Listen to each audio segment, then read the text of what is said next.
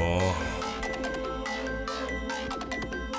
it for the culture, pull out with a cartel. I'ma do it for the culture. Who are you? My name is Errolson Hugh. I am the co-founder and principal designer of Acronym. Acronym is a brand founded on the idea of combining technology and personal identity together. And we see the design of apparel probably more like an industrial designer or an interface designer than apparel. We approach it as an environmental interface between the wearer and the external surrounding and their external surroundings. So we look at things in a different way from functional point of view, obviously, but also from a gestural point of view, in terms of the dynamics of the human body, how it operates, how it moves. And the idea is that we're trying to give each person that wears it sort of a sense of agency so that they feel like they are capable of doing more with the apparel than they could without it. Working during the pandemic this year was actually very fruitful for us. Luckily, we had a project that we were able to do remotely. We did a collaboration laptop together with Asus Republic of Gamers.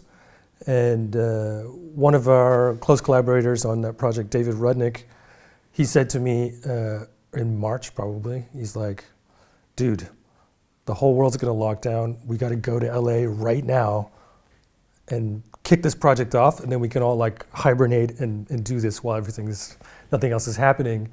So we all jumped into planes and went to LA, and literally like I caught the very last flight out of LA back to Germany before the airports closed. And Dave was totally right. We everything locked down, and we spent the entire pandemic basically on Zoom calls, putting together the project, which launched just in, when did it come out actually? End of September. Yeah, so that was great. But staying sane, not that easy. Ate a lot of takeout food, watched a lot of Netflix, the usual stuff. But yeah, thank God for, telecommunications and being able to keep in touch with your friends, even though everybody's stuck in their living rooms.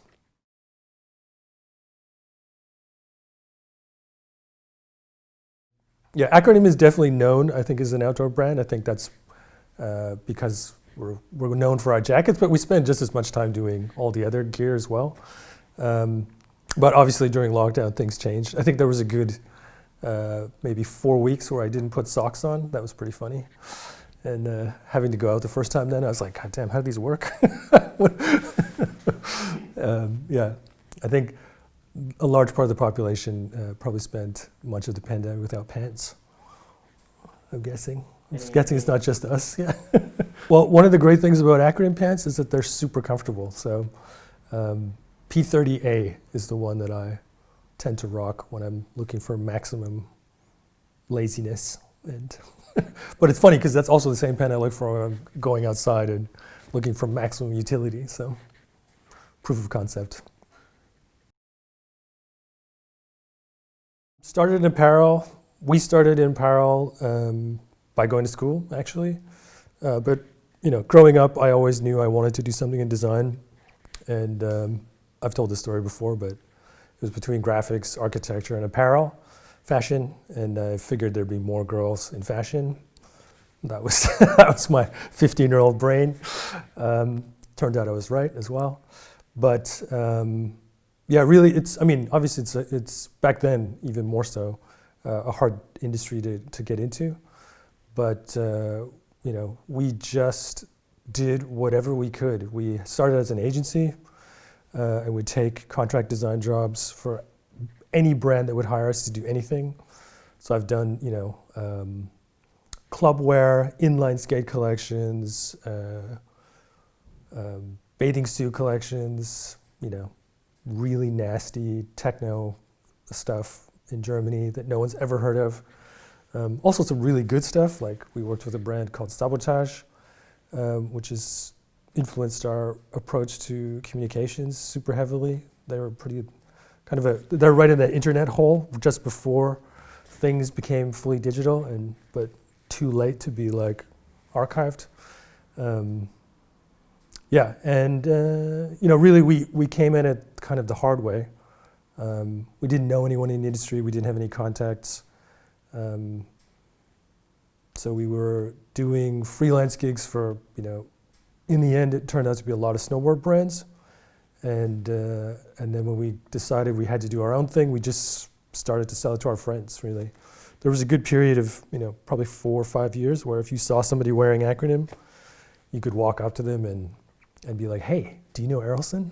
And they would have been like, yeah, I hung with him 2 weeks ago in Japan or whatever. And so there's some good, funny friendships actually that came together that way. And really we just spent most of our time focusing on the craft and just learning how to make stuff. And it took Acronym, I'd say, quite a while to gain traction as a brand that it has now. Mainly because we just did everything by word of mouth. So we made stuff, people wore it, they liked it, they talked about it to each other and to their friends, and that was it. It's just very incremental, actually. Yeah, working at Burton Snowboards was super pivotal for Acronym, for myself as a designer in general. It's really interesting because Burton Snowboards at the time, they were, I think, if you trace back a lot of the people who are known in the industry now, so many of them got their start there. We met Stash through Burton. Jess Stable was doing stuff for them. Hiroki from Visvim, he got his start there. We did, so many people. And Greg Dakishin was the sort of creative director of Burton Snowboards back then. And he was the guy who, connected everyone together and introduced people to the brand and to each other and made all that stuff happen. Particularly at the beginning of Acronym, we met all of the key people that we sort of needed to introduce the brand. In retrospect, we didn't know it at the time. Through those connections, we went on trips. Burton would take parts of the crew and go to Japan and hang out, and we were lucky enough to attend a couple of those trips, and that's where I met Yopi from Real Mad Hectic, who became our first distributor in Japan. We also met Fraser through, did I meet Fraser through Burton? I can't remember now. It's a long time ago. But yeah, Fraser was another key person that we met. He used to be the manager of the Hideout store, which was the first shop outside of Japan that sold Bathing Ape and Neighborhood and all that stuff. Used to be called Hit and Run, changed its name to Hideout. And then at some point, Fraser was approached by Nike, and he became sort of the de facto head of collaboration. So his job was to interface with what became the culture at large, and bring interesting people to Nike and show them. That's actually how we ended up with Nike, and so many other people. The reason that they're collaborating with Nike is because of Fraser. Fraser also introduced us to Sarah at Colette or Luca at Slam Jam, and yeah, and that was the beginning of the brand. Is selling to those people who we just knew personally. This is still before social media and even e-commerce, so there was no way you couldn't just go online and Google streetwear shops or whatever. Streetwear wasn't even a thing.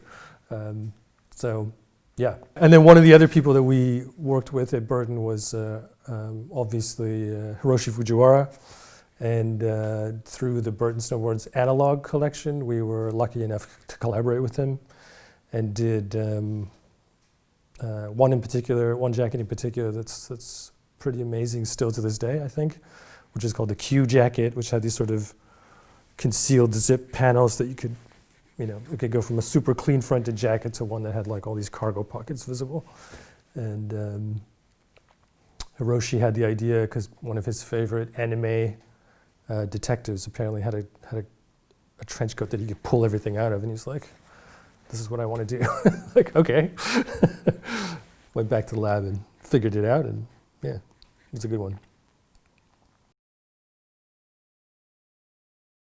It's really hard for me to pick a favorite collaboration because, every collaboration you do is special. That's why you do it. You're trying to do something that you can't do on your own, and you're ideally, or at least we're always working with people that we respect or that we've always wanted to work with.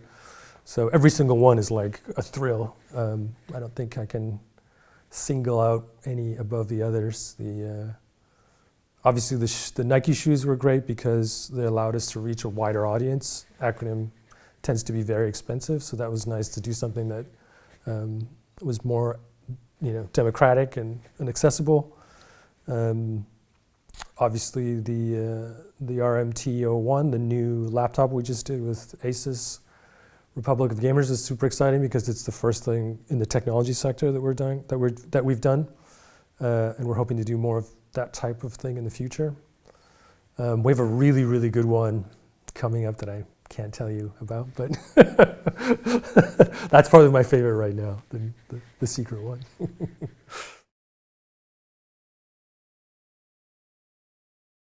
Especially today and with social media, it's really easy to look at anybody's Instagram feed and be like, wow, their whole thing is so smooth and their life is so amazing and look at this brand and whatever. But, the reality of it is that all of that stuff, it's just the highlight reel, right? So yeah, obviously there have been extremely trying circumstances with the brand, and even right at the beginning, I think in 2002, we launched the first Acronym product ever, which was called ACR Kit 1. It was a box set that came with a jacket and a bag, some software and some music, and put everything together. We didn't have enough money to do a whole collection, so we decided to put all the ideas of a collection into one product.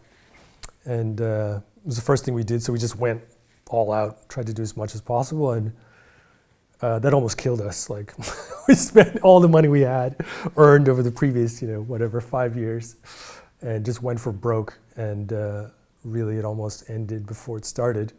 But the good thing about that was that we learned some very valuable lessons in terms of scope and planning and return on investment. But Acronym being what it is, where we're always trying to push the maximum. We're always trying to push the limits of the technically possible with the limits of the aesthetically possible. So that makes every single season, every product we do, that makes it very difficult to make, actually. So in that respect, our goal is always just to be able to do it the next season again. And that's usually hard enough. So yeah, there's been many, many times when we've almost closed up shop.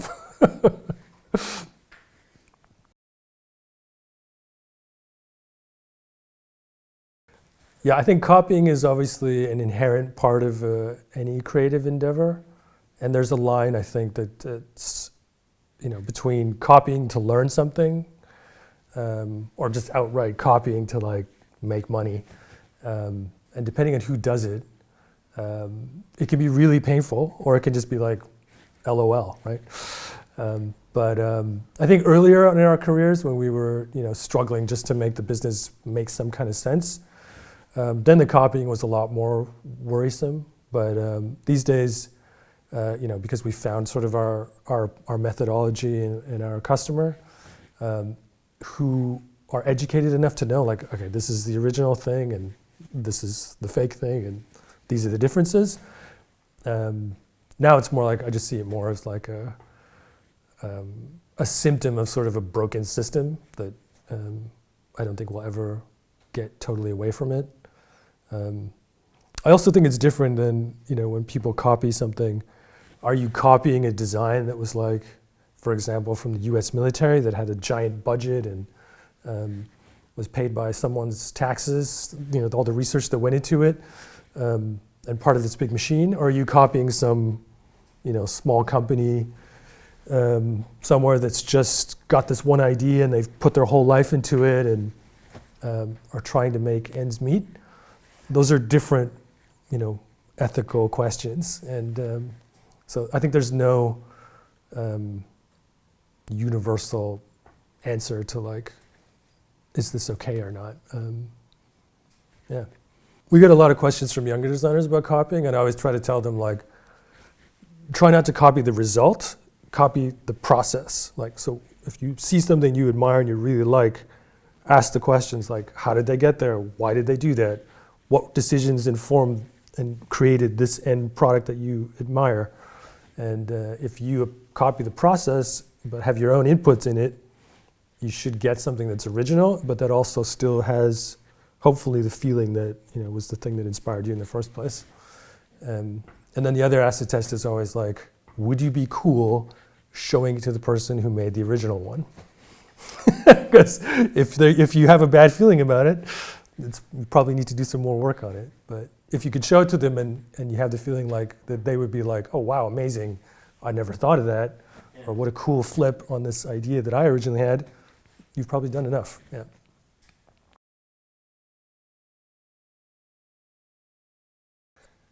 Research and innovation.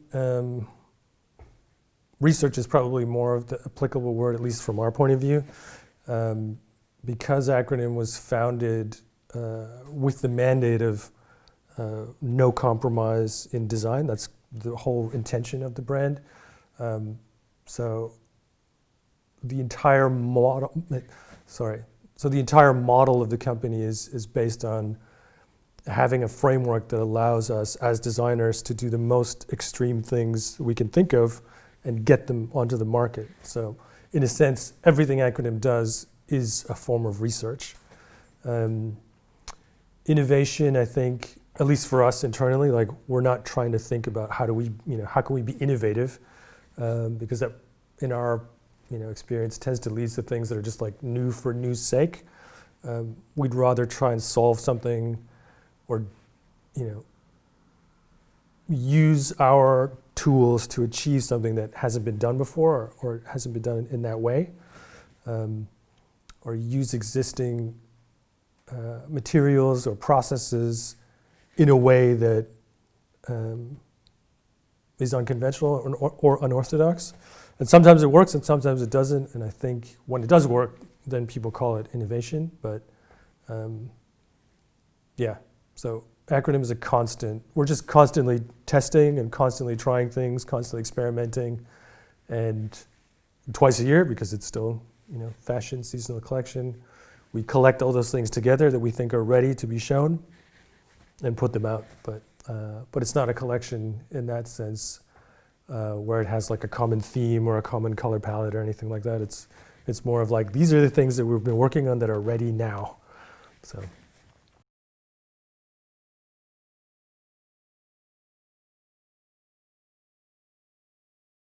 That's actually a really interesting question. We do get approached a lot by film people, video games, our work. If you look at any concept art website, you'll see our work used as the basis for countless science fiction character designs and video game designs. I think that probably comes from the fact that growing up in Canada, I didn't have actually much access to fashion as we know it today. Again, pre-internet, pre-social media, all of that. But I had lots of access to film. So that's probably the thing that influenced the way I perceive dress, other than the actual clothes that were around me. More than anything else is the language of cinema. So that's just probably just inherently woven into the way we approach design. Another person I know, Tyler Jordan, who used to be the president of Arc'teryx, he now runs a brand called 7Mesh. He once said, your brand isn't what you tell people it is, it's what other people tell you it is. So if John Mayer says that's what it is, I tend to believe him.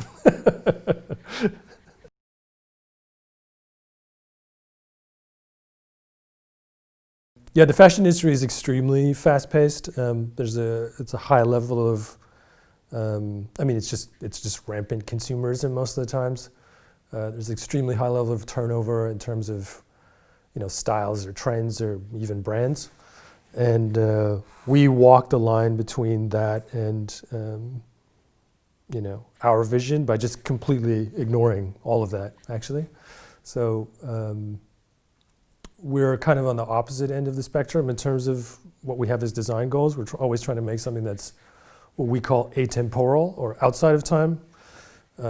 So, a lot of the times you'll see that in our collections as well. We'll bring something back that we actually designed, maybe 5 years ago, maybe 10 years ago, maybe even 2 years ago, just because we think it's still valid. When we design something, we're trying to solve a problem, or trying to solve for a specific type of apparel that performs a specific function. And usually when we've done our homework and we've achieved something that we're happy with,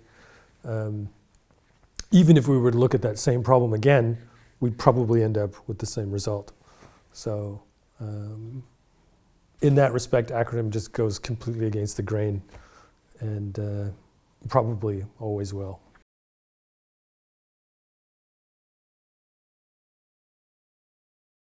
Yeah, the Lunar Force one that we did with Nike was our first collaborative shoe. That was really funny because that was the first shoe that I think broke sort of the mold of collaborative shoes at the time, at least, where it was the first shoe that I know of where you had the traditional, the iconic Nike silhouette, and then additional external elements were added onto it, almost like an intervention. We had the zip, slammed into the side of it. The swoosh actually stuck off the shoe.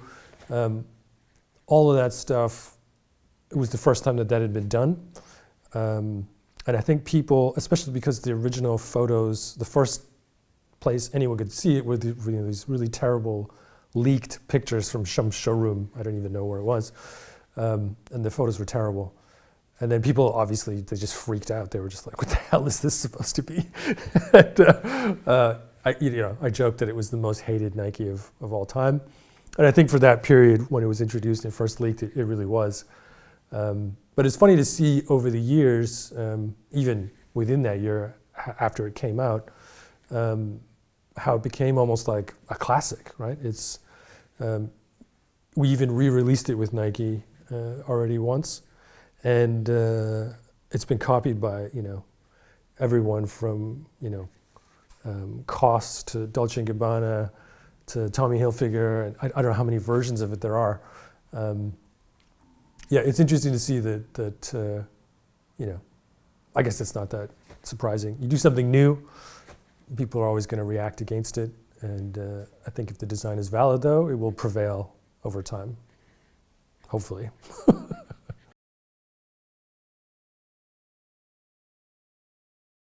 Yeah, I think it's been really interesting for us, for everybody who's been part of the industry for since it started, really, to see streetwear go from literally people making stuff for themselves and their friends to what are arguably the biggest brands in the world.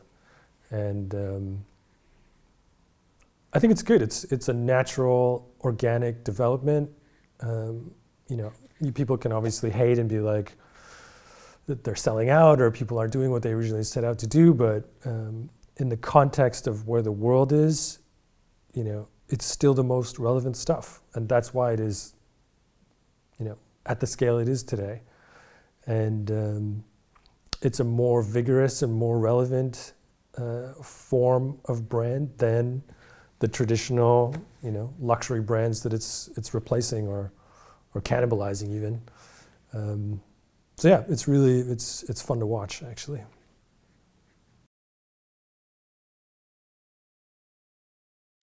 Yeah, we're excited to finally be available in Singapore at Chamber, and we will actually very soon, next season, be delivering some more hot weather compatible products. So look out for that. I've actually never been to Singapore. I'd love to go.